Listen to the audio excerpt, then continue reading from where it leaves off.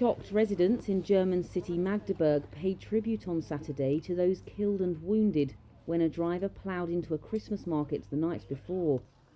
Chancellor Olaf Scholz visited the scene of what he called an awful crime, laying flowers for the victims, which include a small child.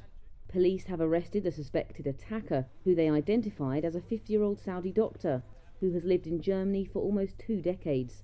Police searched his home overnight. The country's interior minister said he appeared to be acting alone. This footage shows the now heavily damaged car that was used in the attack. This man was in the market when it happened.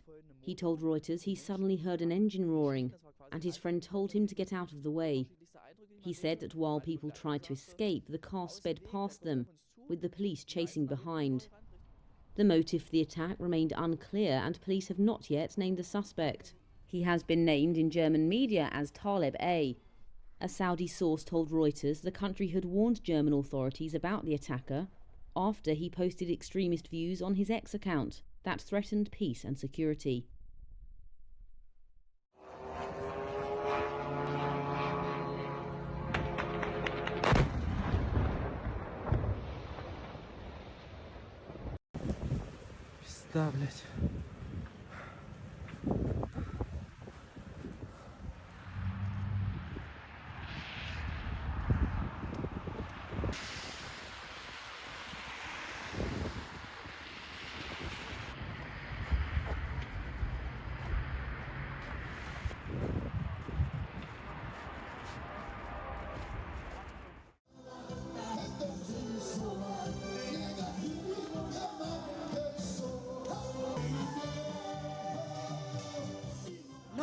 I came here with so much anger. I truly believe martial law is justified and acceptable. No matter how much I think about it, it's all because of the fake news, the spread of false information and the manipulation of public opinion that is pushing this country towards left-wing ideologies. And we can't sleep because of it. I'm so upset it brings me to tears, and I'm really heartbroken. That's why I came out today, to strongly condemn this.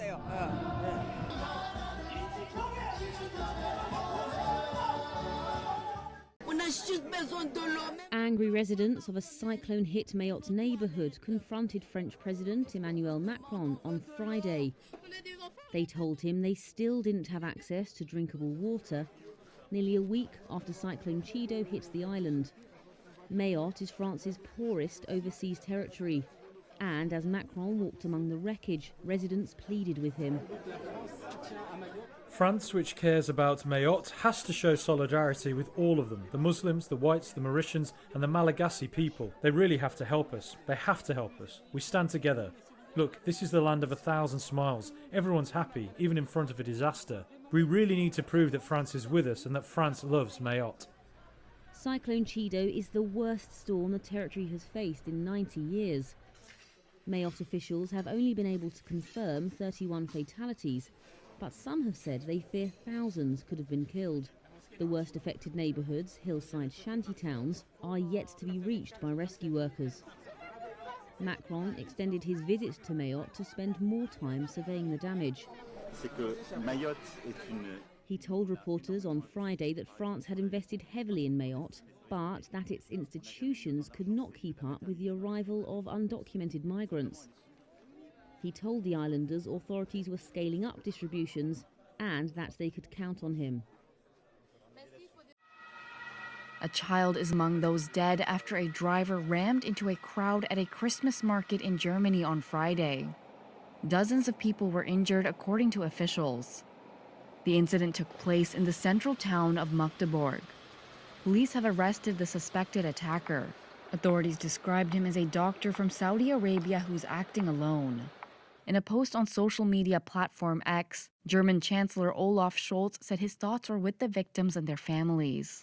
Last month, Germany's interior minister advised people to be vigilant at Christmas markets. 8 years ago, a truck driven by a failed Tunisian asylum seeker with Islamist links crashed into a crowded Christmas market in Berlin. 12 people were killed and dozens of others were injured. Canadian Prime Minister Justin Trudeau looks set to lose power early next year. People are right to be angry. A key ally says he plans to move to bring down the minority Liberal government and trigger an election. New Democratic Party leader Jagmeet Singh has been helping keep Trudeau in office. On Friday, he said he would present a formal motion of no confidence at the end of January. So will the Prime Minister acknowledge he has failed? He has to quit. If all of the opposition parties back it, Trudeau will be out of office after more than 9 years, and an election would take place. Trudeau's government was plunged into crisis after Chrystia Freeland, the previous finance minister, resigned in the midst of a policy clash over spending. About 20 Liberal legislators are openly calling for him to step down. The crisis is unfolding at a critical time. U.S. President-elect Donald Trump is due to take office on January 20th and is promising to impose a 25% tariff on all imports, which would badly hurt Canada's economy. Trudeau's Liberal Party has already been suffering from voter fatigue and anger over high prices and a housing crisis. A string of polls over the last year and a half show Trudeau's Liberals would be badly beaten by the opposition Conservatives. They've been calling for an election for months. Netflix has secured the exclusive U.S. rights to stream the next two FIFA Women's World Cup tournaments, soccer's world governing body announced Friday. Every match of the 2027 and 2031 Women's World Cup tournaments will air live on Netflix, a first for the streaming giant, as it looks to deepen its commitment to sports and proprietary content. The 2027 Women's World Cup is set to be played in Brazil between June 24th and July 25th, the first time the tournament will be held in South America. Hosts of the 2031 tournament have yet to be determined. Apart from live coverage, Netflix will also produce a documentary series in the lead-up to both tournaments. The deal comes as Netflix prepares to live stream 2 NFL games for the first time on Christmas Day. It also comes on the heels of having delivered knockout viewership for its heavily hyped fight between retired boxing great Mike Tyson and social media influencer turned boxer Jake Paul. According to Netflix, the spectacle drew more than 100 million viewers worldwide. The prior Women's World Cup tournament in 2023 attracted a record audience, reaching an estimated 2 billion global viewers.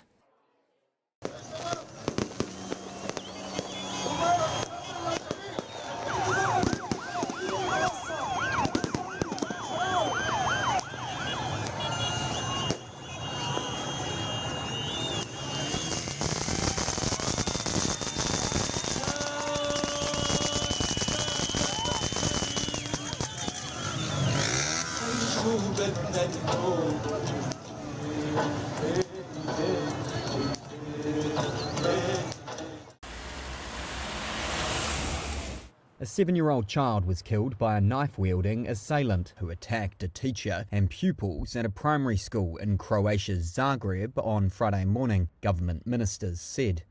The country's interior minister said the attacker was a 19-year-old former school student, and the health minister said the attacker stabbed 5 people, wounding 4 and killing 1.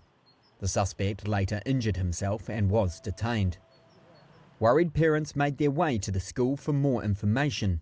On my way here, I met a neighbour whose child is in the 5th grade. The child came out of physical education in shorts, a short-sleeved t-shirt. They were in shock, couldn't say 2 coherent words, so yes, it obviously affected the children.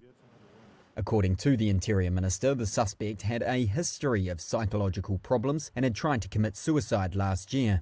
Zagreb's mayor proclaimed Friday a day of mourning, and Croatia's Prime Minister expressed his horror at the incident. Which is expected to be finalized. Malaysia said on Friday it will resume the search for the wreckage of flight MH370, more than 10 years after it disappeared. The flight, carrying 227 passengers and 12 crew, vanished en route from Kuala Lumpur to Beijing in March 2014. It's become one of the greatest aviation mysteries. The fresh hunt was proposed by exploration firm Ocean Infinity, 6 years on from their last attempt. Malaysian Transport Minister Anthony Loke said the new agreement is expected to be finalised in early 2025.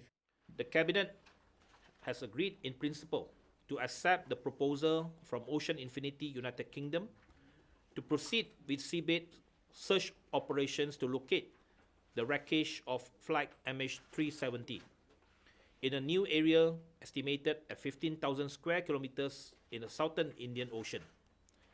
This endeavor will be based on the no fine, no fee principle. The proposed new search area, identified by Ocean Infinity, is based on the latest information and data analysis conducted by experts and researchers. He said Ocean Infinity would receive $70 million if wreckage found is substantive. That this flight, MH370, lost contact. In 2014, MH370's last transmission was about 40 minutes after it took off from Kuala Lumpur for Beijing. The captain signed off as the Boeing 777 entered Vietnamese airspace. Soon after, its transponder was turned off.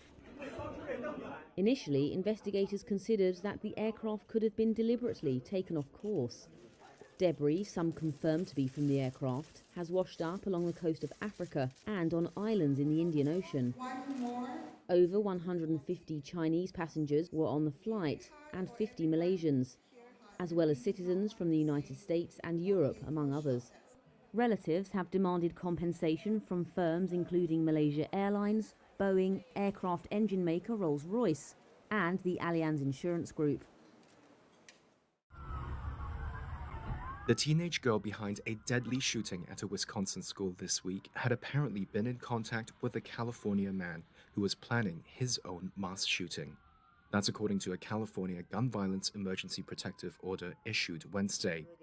News of the connection came as police continued searching for answers on what motivated 15-year-old Natalie Rupno to stage the attack.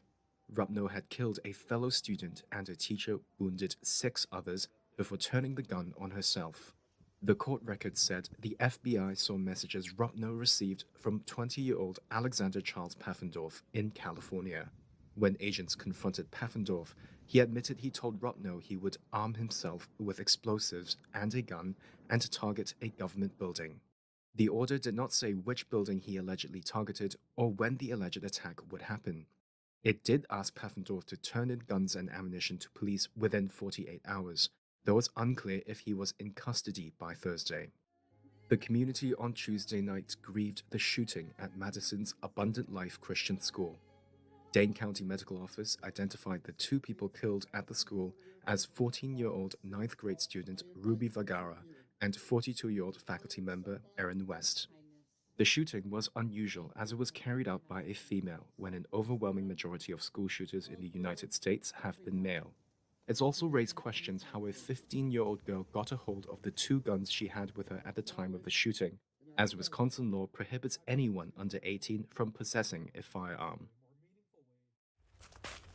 Abubakar Ahmada Malashahi is one of the survivors after Cyclone Trudeau left a trail of destruction in Mayotte. Like many others, he is now grappling to secure his basic needs. What matters first is water for the children. Before fixing the houses, before fixing anything, the daily life, we need water. Everything is gone, he said. We are mourning. The 34-year-old construction worker says his house was destroyed by the cyclone. Now he is temporarily resettled on the hillside of Longoni, Mayotte's only freight port. Malachahi is originally from Grande Comore, an island of the neighboring Comoros archipelago. Another resident, Noor, who is also originally from the Comoros, calls for a fair distribution of aid. She is among the large numbers of undocumented migrants in France's poorest overseas department. While exact figures are unavailable, estimates suggest foreign nationals could comprise nearly half of Mayotte's population. They are primarily from Comoros and Madagascar. Noor hopes the aid will be shared by both people with identity documents and undocumented people. Nothing. All the food we had, the rice, the meat, the sugar, it's all gone. All the fruits, the mango that we left, all gone. We have nothing to eat. 5 days after the storm struck Mayotte, this ship carrying dozens of tons of food aid docked at Mayotte's port. French President Emmanuel Macron arrived on the same day. He paid a visit to a hospital and spoke with locals who complained about the unknown death toll from the tragedy.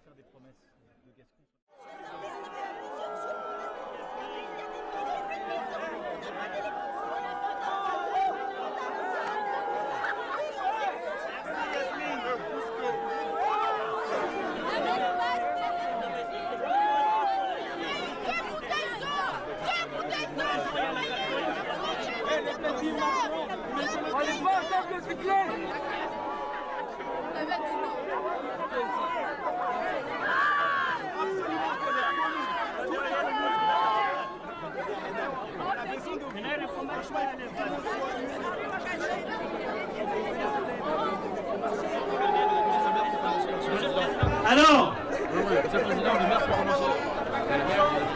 bonjour.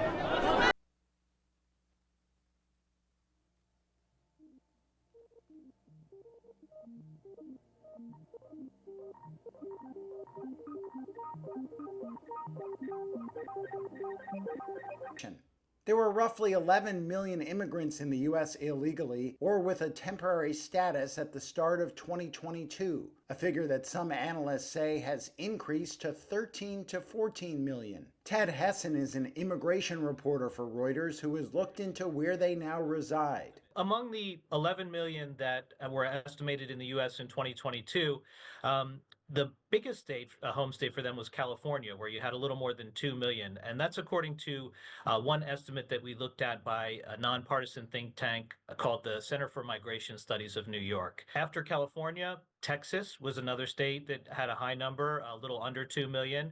Also, New York, New Jersey, Illinois were all top states where immigrants were living without legal status. Nearly half of the immigrants in the U.S. illegally in 2022 came from Mexico, amounting to 4.8 million of 11 million overall, according to a U.S. Department of Homeland Security report. Other top countries were Guatemala, El Salvador, and Honduras. In recent years, we've seen an increase from other countries, from Cuba, Venezuela, Nicaragua, and Haiti as well. And that's less reflected in these estimates because they're from 2022. And I expect that as we get newer estimates that look at 2023 and 2024, we'll see that those populations rose to some degree as well. Most of the immigrants in the country illegally are 18 to 54, according to a Homeland Security report, and they work in a number of fields. From construction to agriculture to hospitality, and you see that across various states, that these tend to be the work places that they're working in. And I think that's something to keep in mind when you talk about the population that's here without legal status. They're often working in industries where it's an open secret that these industries are hiring people without legal status. The estimates of immigrants in the U.S. illegally typically include people who have temporary humanitarian protections, meaning they would not be immediately deportable. That's available to people whose country has been affected by a natural disaster, an armed conflict, or another extraordinary reason that the Department of Homeland Security deems they can't go back to their home country. So right now, there's a little more than 1 million people who currently have some form of protection under that program, including people from Haiti, people from El Salvador, and other countries. This also includes the so-called Dreamers, immigrants who fall under the Deferred Action for Childhood Arrivals program, or DACA, which allows people who are brought to the U.S. illegally as children or overstay a visa as a child to obtain deportation relief and work permits. Trump tried to deport these people during his first term in office, but was blocked by the U.S. Supreme Court. A Georgia appeals court disqualified Fulton County District Attorney Fani Willis from prosecuting U.S. President-elect Donald Trump and several of his allies for attempting to interfere in the 2020 election. In a 2-1 decision on Thursday, the court said that a romantic relationship between Willis and a former top deputy, Nathan Wade, created an appearance of impropriety. It called this, quote, the rare case in which disqualification is mandated, and no other remedy will suffice to restore public confidence in the integrity of these proceedings. The court did not require the case to be tossed out, but its decision will require a new state prosecutor to take over for it to continue. A spokesperson for Willis's office did not immediately respond to a request for comment. The case was already expected to be at least paused as Trump returns to the presidency next month. Trump has said it should be dismissed in its entirety. A Trump spokesperson said in a statement reacting to the ruling, quote, "The American people have demanded an immediate end to the political weaponization of our justice system." Meanwhile, Trump himself has publicly discussed using the federal government, including the Justice Department, to investigate his political rivals when he returns to power. Earlier this year, Trump and 8 co-defendants moved to disqualify Willis from prosecuting the case, alleging that she received a financial benefit from her relationship with Wade and had an improper motive to prolong the case. Willis admitted to the relationship with Wade, but denied allegations of wrongdoing and said she reimbursed Wade in cash for vacations the two took together. Gisèle Pellico's supporters burst into applause as the verdict is announced. A French court found all 51 defendants guilty on Thursday in a drugging and rape case that horrified the world and transformed her, the victim of those crimes, into a stirring symbol of courage and resilience.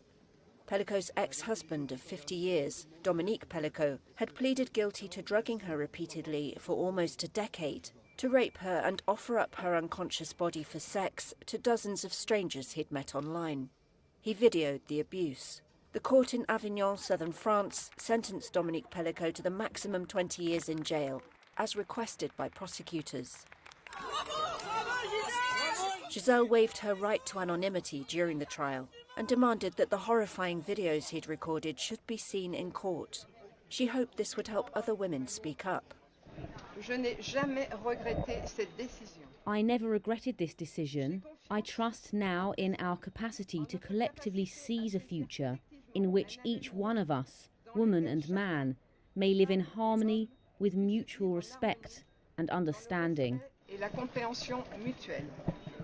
The trial triggered protest rallies around France in support of Gisèle and spurred soul-searching, including a debate on whether to update France's rape law, which makes no mention that sex requires consent.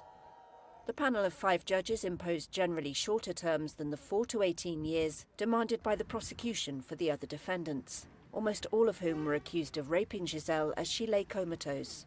Many had denied the charges, saying they thought it was a consensual sex game orchestrated by the couple, and arguing that it was not rape if the husband approved. In all, the court found 47 of the defendants guilty of rape, 2 guilty of attempted rape, and 2 guilty of sexual assault. Dominique denied misleading the men, saying they knew exactly what they were doing. Women's rights activist Laurine Pesseguier said the trial should prove a watershed. I hope there will be a before and after this trial for all the victims of domestic, sexual and sexist violence, but then I don't know if this will change anything in the future. I hope it does, and that at the level of justice it will stand as an example. The Pellicot's 3 children heard the verdict in court alongside their mother, who has become an icon to many. They have spoken out forcibly against their father and rejected his pleas for forgiveness. Dominique put powerful tranquilizers into his wife's food and coffee that put her to sleep for hours. Gisèle said she was worried she was developing Alzheimer's or had a brain tumor because of the memory gaps. She stared down her abusers in the packed courtroom day after day, scoffing at any claim she might have been a willing participant.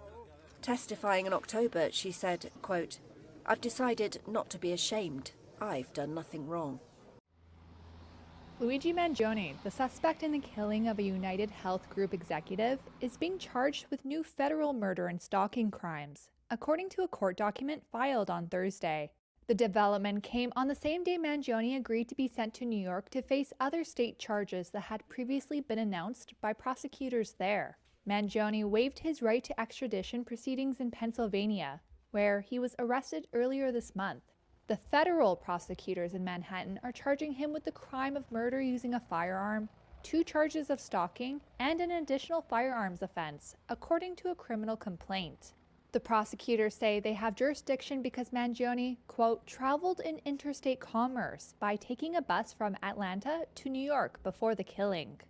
Federal charges potentially allow prosecutors to pursue the death penalty, which has been outlawed in New York for decades. A grand jury in New York has already indicted Mangione on 11 counts, including first-degree murder and murder as an act of terrorism. The 26-year-old has been in jail since his arrest and has not yet entered a plea. His New York defense lawyer has said Mangione has been overcharged and that he would fight the charges in court.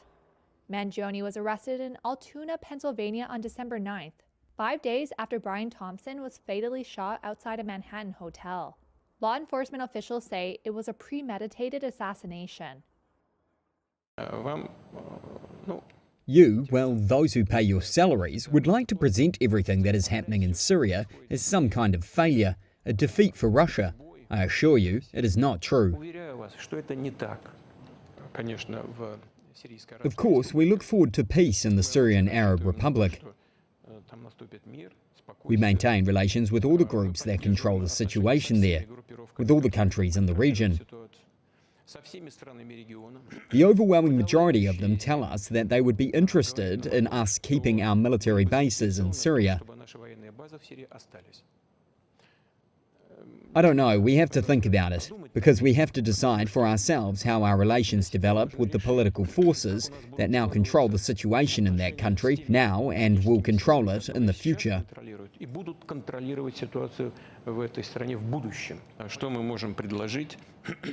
What can I offer to the President-elect Trump when we meet? First of all, I don't know when we will meet because he doesn't say anything about it. I haven't spoken to him for more than 4 years, and I am ready for it. Of course, at any time. And I will be ready for a meeting if he wants it. Politics is the art of compromise. And we have always said that we are ready for both negotiations and compromises. It is just that the opposite side, in the literal and figurative sense of the word, refused to negotiate. And we are always ready for this. The result of these negotiations is always compromise. NASA says that 2 of its astronauts on the International Space Station won't be able to return to Earth until at least late March. That will bring what was expected to be an 8-day stay to 9 months. Suni Williams and Butch Wilmore traveled to the ISS in June for a test mission, but their return was delayed to early 2025. The Boeing Starliner capsule they arrived on was deemed unfit to return them to Earth.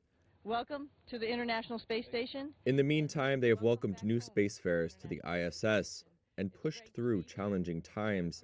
It was trying at times. There were some tough times all the way through. I miss my 2 dogs. I miss my friends.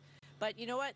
Like Butch said, there are so many people on Earth that are sending us messages, and it makes you feel just right at home with everybody when we're able to have those conversations with our friends and family at home. Now NASA says they will have to wait still a while longer as teams complete processing on a spacecraft for the 4-person crew that will replace them on board the ISS. The agency did not specify a date for the return party, which will include Williams and Wilmore, as well as another NASA astronaut and a Russian cosmonaut who arrived over 3 months after them. Erica Hamden is the director of the University of Arizona Space Institute. She says these delays aren't as unusual as people may think. It's actually like very ordinary. It's just the fact that these are like 2 astronauts that are stuck in space that people are like, they're delayed even longer. And like, it's just like icing on the cake. Hamden anticipates that already embattled plane maker Boeing will face heightened scrutiny for future launches, and a positive Hamden sees coming out of the ordeal for Williams and Wilmore: bragging rights. One of the things astronauts talk about is how many days, hours, minutes they spent in space. So these 2 are going to have a lot to brag about.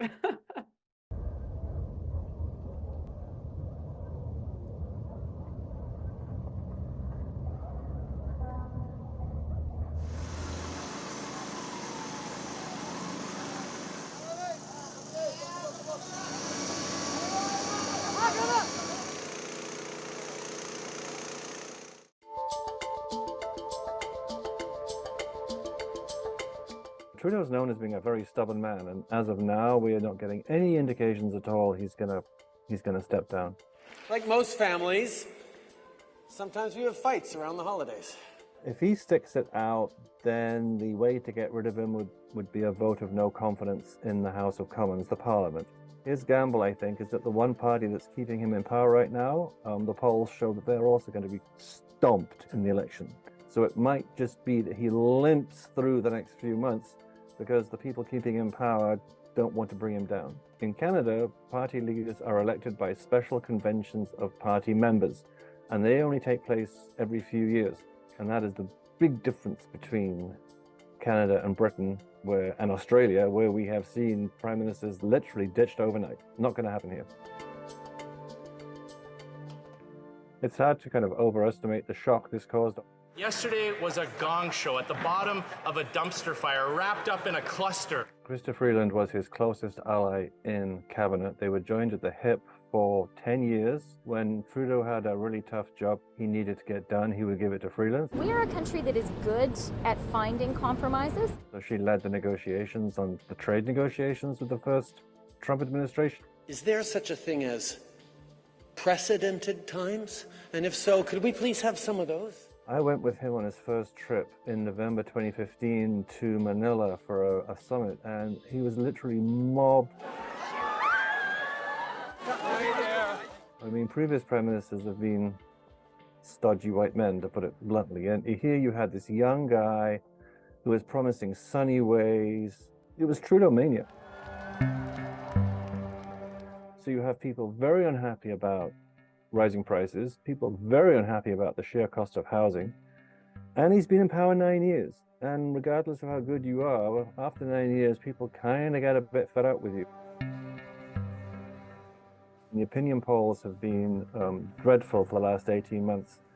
It's quite clear that if there were an election now, his Liberal Party would be absolutely crushed. Right now, it's just backbench Liberal legislators, and you could argue they're malcontents, they're unhappy they're not in cabinet, fine. But he has a 38-strong cabinet. If any of those people come out and say, we love you, but it's time to go, then it's hard to see how he could continue. Tariffs will make our country rich. Well, the stakes are that Donald Trump comes to power on January 20th, promising to impose 25% tariffs on all Canadian imports, which would be devastating because Canada is very heavily reliant on the states for its economy. The federal government under Trudeau and the premiers of the 10 provinces in Canada were supposed to unite.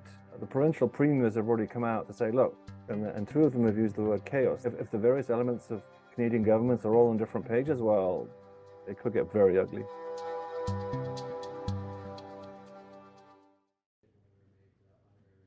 A close ally of Justin Trudeau said Tuesday that the Canadian leader is reflecting on complaints about his leadership. Members of his ruling Liberal Party are unhappy after his Finance Minister Chrystia Freeland abruptly stepped down days ago. Her resignation left Trudeau's government adrift less than a month before a new US administration under Donald Trump could impose crippling tariffs on Canadian goods. But his new Finance Minister Dominic LeBlanc told Canada's CBC that Trudeau had held a special meeting with his parliamentary caucus and listened carefully to their concerns, and he would reflect on it. Trudeau gave a light-hearted nod to the turmoil at a Liberal Party event Tuesday night. It's hard not to feel happy when we're like this, among Liberals, among family, because that's what we really are, a big family. Now, like most families, sometimes we have fights around the holidays. But of course, like most families, we find our way through it. Freeland was a key Trudeau ally. She also served as Deputy Prime Minister and had headed a special cabinet committee on Canada-US relations. Her resignation is building up to one of the worst crises Trudeau has faced since taking power in 2015, and comes when he is on track to lose the next election to the Conservatives in late 2025. Pressure is growing on Trudeau to resign. The traditionally pro-Liberal Toronto Star, the largest circulation newspaper in Canada, ran an editorial Tuesday saying it was time for him to leave.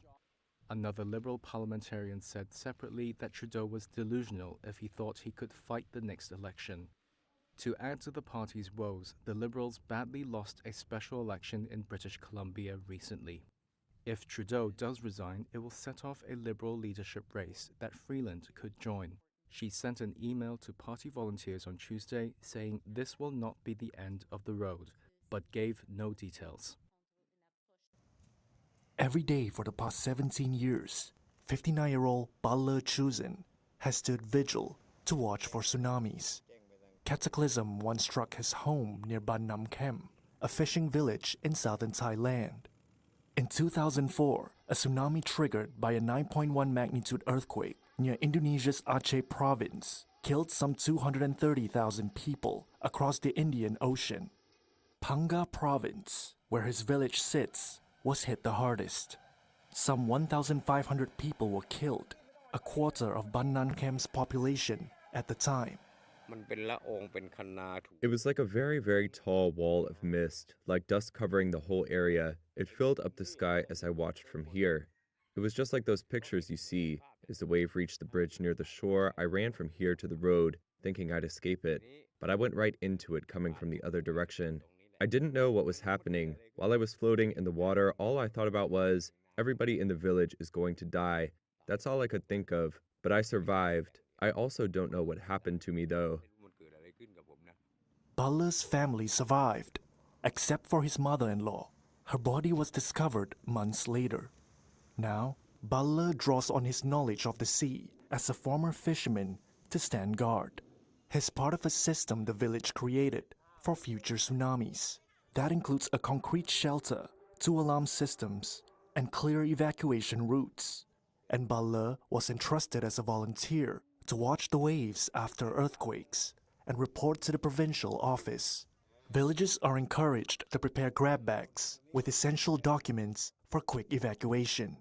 Baller, who turns 60 this Christmas, is confident that the village is better prepared. I believe we're ready, and I also believe that in this life, that will be the only encounter I have with a tsunami. That's what I believe. Now I've been teaching my kids, my grandkids, and my neighbors that we should not be doing whatever we did in the past.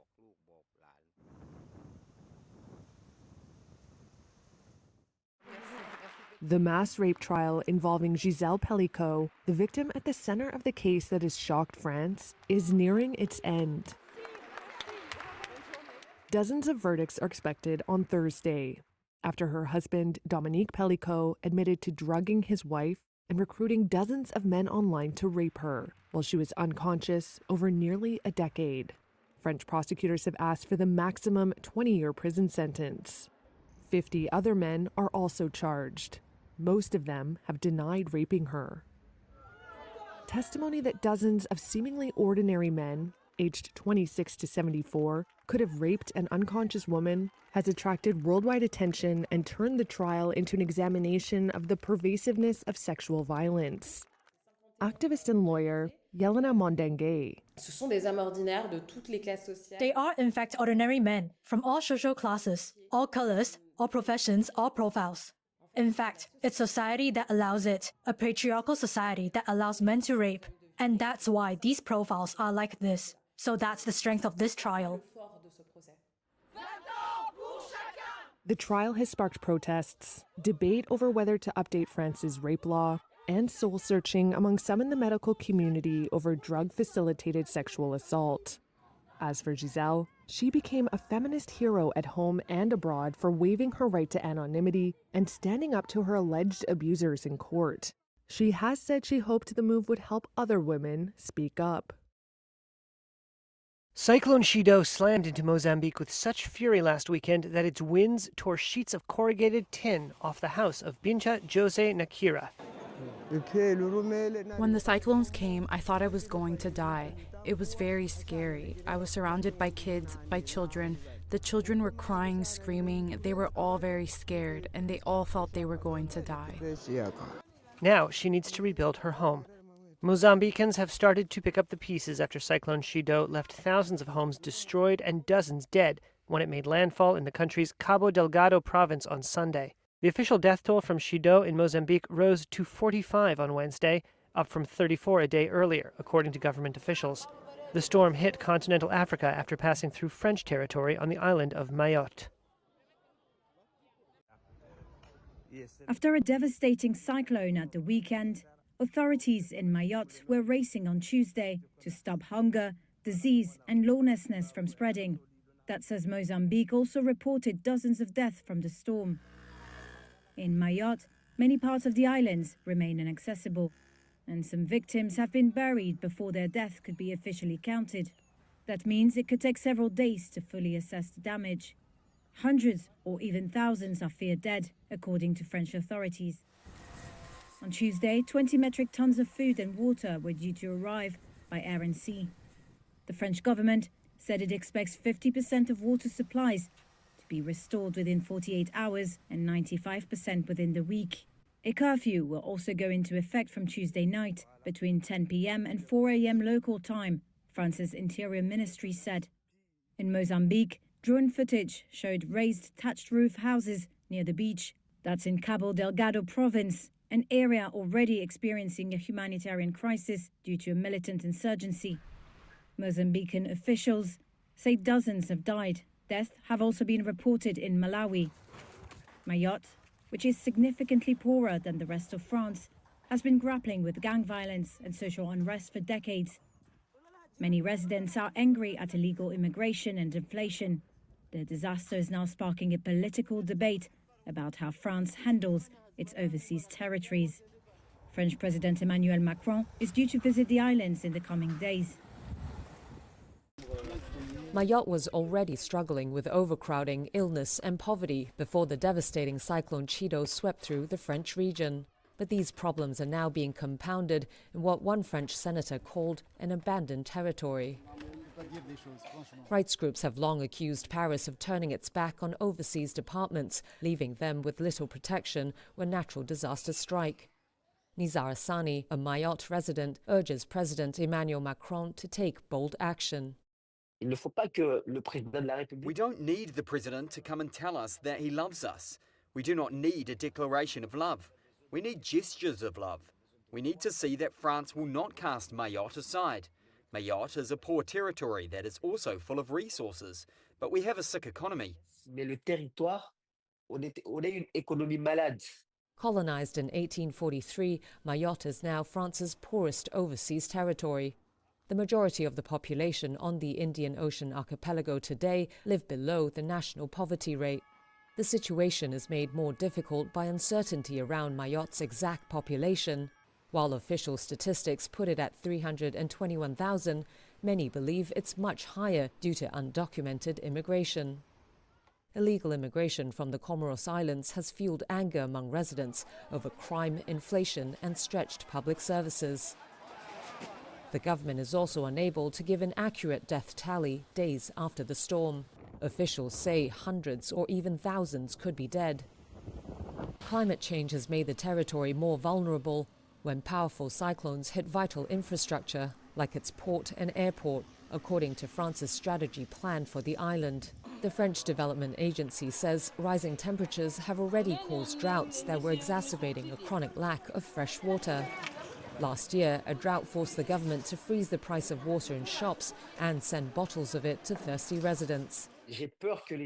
Hassani says he's worried that people will start eating defrosted goods and drinking contaminated water, which may lead to illness, adding pressure to Mayotte's already embattled health system.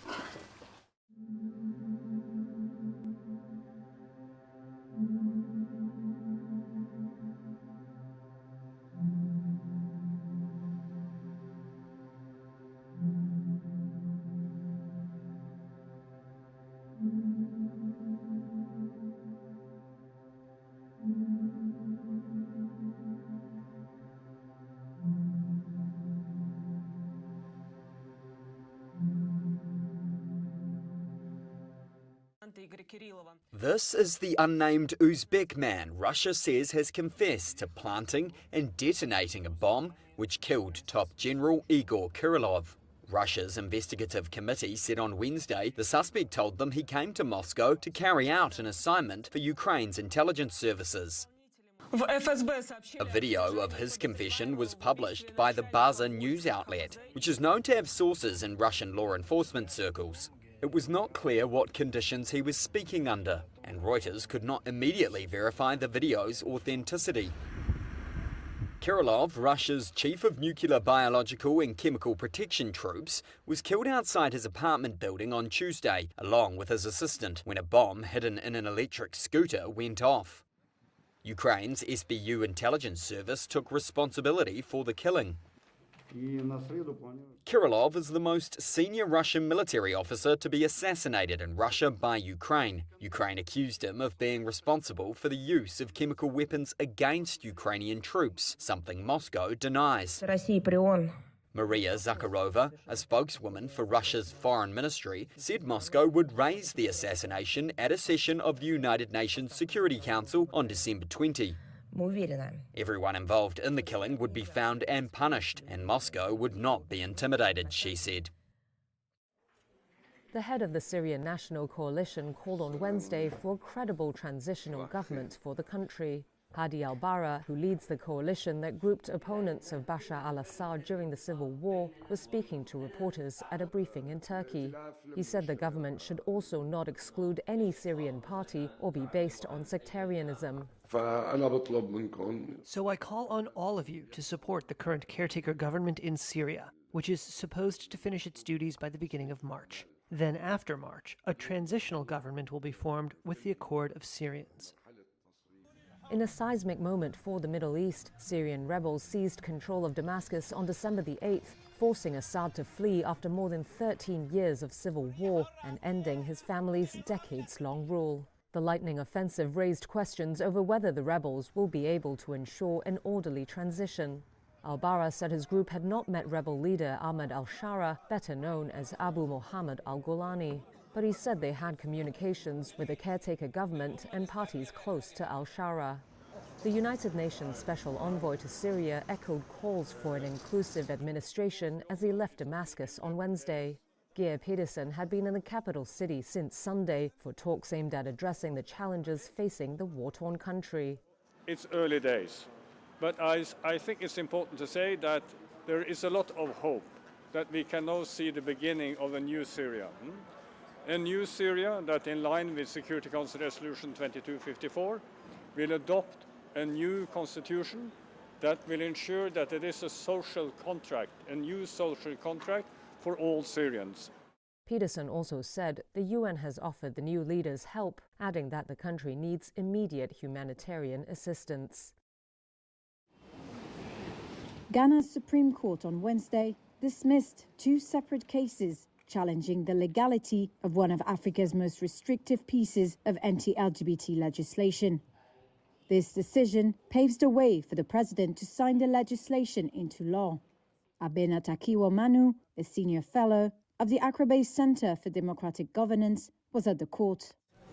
Just this pronouncement, this kind of formalism, this resort to constitutionalism, actually put at risk the life and health of certain members of the community, and of course some of us who are human rights defenders. The West African nation's parliament unanimously approved the bill in February. It increases a crackdown on the rights of LGBT people and those promoting lesbian, gay, or other non-conventional sexual or gender identities. However, President Nana Akufo-Addo delayed signing it, pending the challenges filed at the Supreme Court. Amanda Odoi and Richard Sky, both lawyers, filed separate challenges to the bill. They were seeking to declare it illegal and prevent the president from signing it. Lawyer Ernest Ack said he was disappointed by the ruling. We respect the decision of the court, but we respectfully disagree with it. We think the outcome could have been different. Before this legislation, gay sex in Ghana was already punishable by up to 3 years in prison.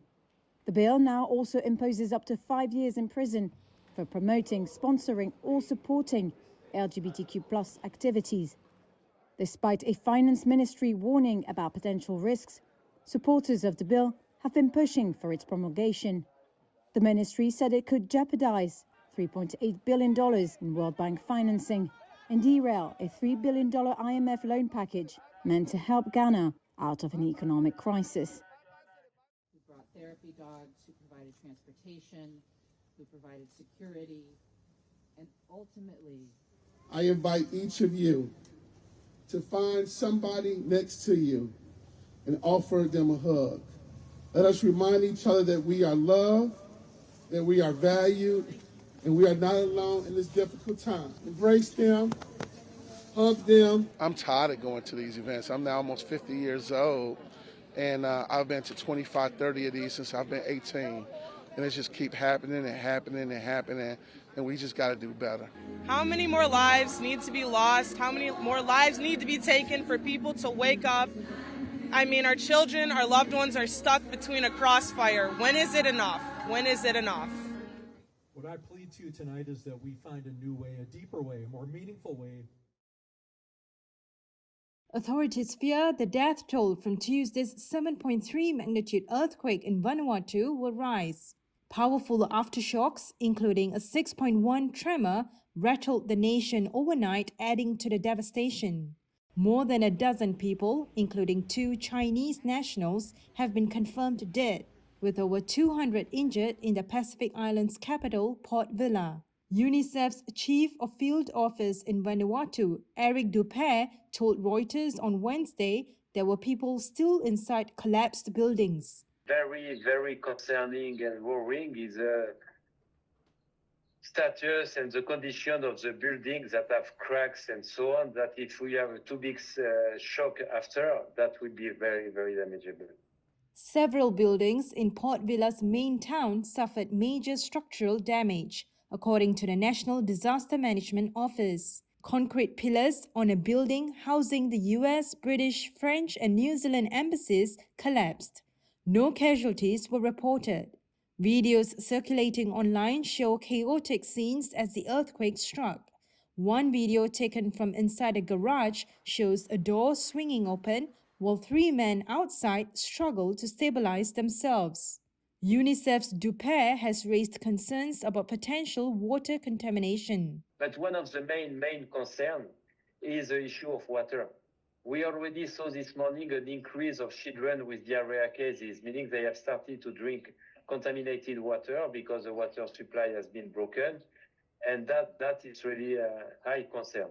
I don't know how fast it could be repaired, but we are working now as UNICEF with the government on distributing jerry cans and to do some water tankering, water distribution. Caretaker Prime Minister Charles Sauvé announced that a state of emergency has been declared and international aid has been requested. The US, France, and Australia have said they planned to fly in medical teams to provide assistance. The UN Office for the Coordination of Humanitarian Affairs estimates that about 1/3 of Vanuatu's population have been affected by the earthquake. An international war crimes prosecutor says evidence emerging from mass grave sites in Syria is exposing a state-run machinery of death under toppled leader Bashar al-Assad.